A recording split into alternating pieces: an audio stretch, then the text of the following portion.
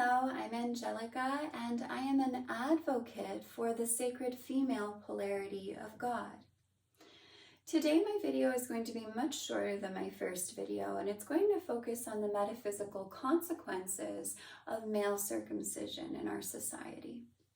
So, like I said in my first video, I see the world in a layered perspective where our physical body is an extension of our spiritual essence. Every single part of our body, every organ, every vein, every single individuated piece is playing a very important role in our ability to embody our soul's essence, okay?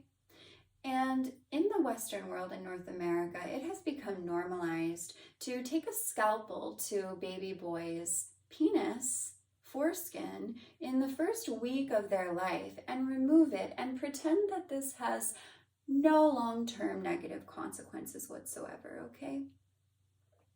So I would like to just bring attention to the consequences of this from a spiritual perspective, because the tip of the penis and how sensitive the tip of the penis is designed to be, it should be a connection that a man has to the divine feminine polarity in two distinct ways, okay?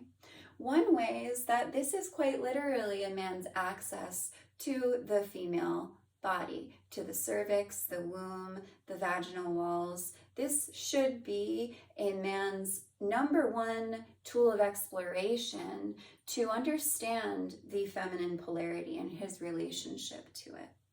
Okay, and then also it should also function as a means of connecting with his own personal divine feminine polarity. Because when we have a society of men that cannot connect to their feminine polarity, we have a society of cruelty, okay? And in many ways, it's understandable that this has occurred, because it's important to understand that when a baby is born, whether it's male or female, a baby is in its most defenseless and feminized state, meaning it is the most tender and receptive and dependent that it will ever be.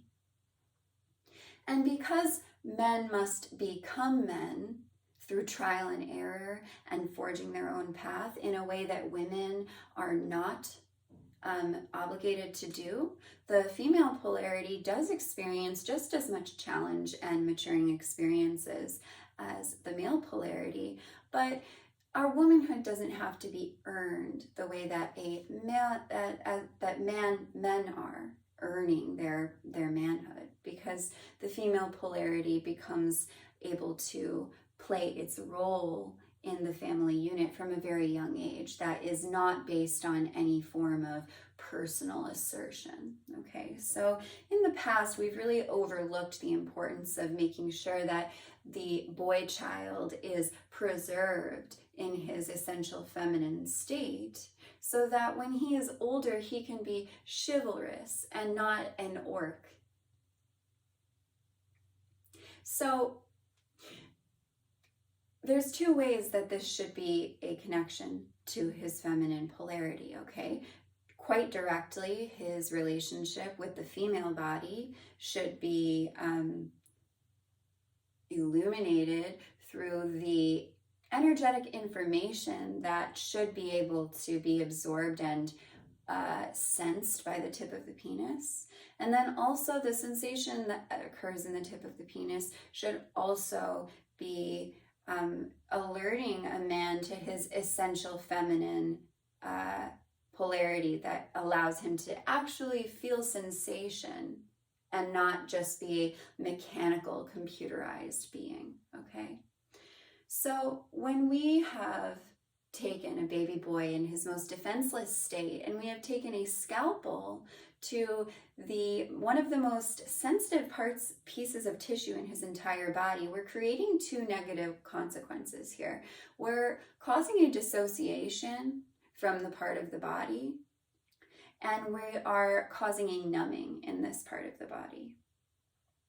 And to take it one step further, it's really important to understand that A man's penis, the tip of the penis and the base of the penis, really should be a man's compass, okay? His ability to understand the North Star of his life is going to come from his core connection to his penis, okay? And we have a society that we believe that if men were being guided by their penis, that it would encourage promiscuity. And we have this kind of nasty phrase like, oh, well, you were just thinking with your dick or something like that, okay? And it's a huge misunderstanding about the function of the genitalia in general for both sexes, okay? So the sexual organs are what store our life force. And if our sexual organs have a signal that they're giving off that they disagree with something that's going on in any way, it should be your number one authority should be your body, and especially that center of your body.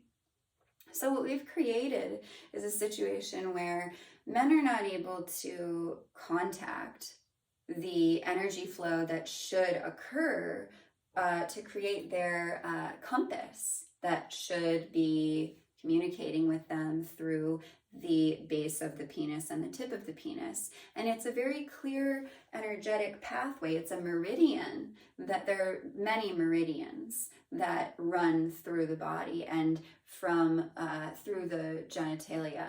But there's a very clear and essential meridian that should run from the base of the penis to the tip of the penis. And when we have pretended that just because a young baby is not going to remember this trauma, that it has no long-term impact, we are committing a crime against nature. And I do not say those words lightly in any way.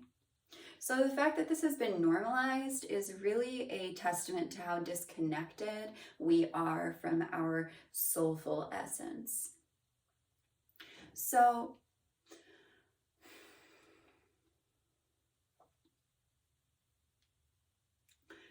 what I'd like to finish with is that we really have a situation in our society where women are suffering because men are suffering, and men are suffering because women are suffering.